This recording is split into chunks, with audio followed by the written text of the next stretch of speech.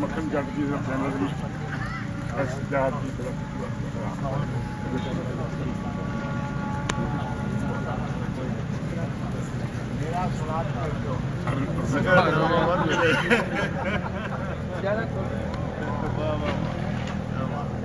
थोड़ा जिक्र खाली लिया सी।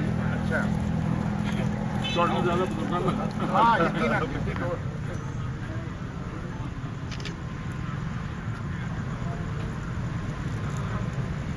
ठीक है सर, थैंक यू।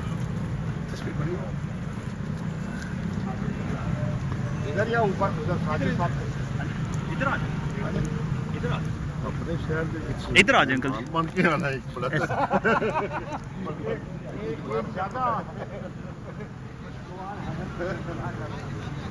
तस्वीरें भी बनानी है दो तस्वीरें मैं तो फिर वीडियो तो लगा ओ यार हद हो गई तेरे सामने यार वीडियो 2-3 मिनट ਦੀ ਬਣਾ ਕੇ ਤਸਵੀਰਾਂ ਬਣਾਈ ਅੱਛਾ ਜੇ ਤੁਸੀਂ ਇੱਥੋਂ ਲੈ ਲਵਾਂ ਤਸਵੀਰ ਤਾਂ ਕਿਹੜਾ ਵਿੱਚੋਂ ਖਿੱਚੇ ਆ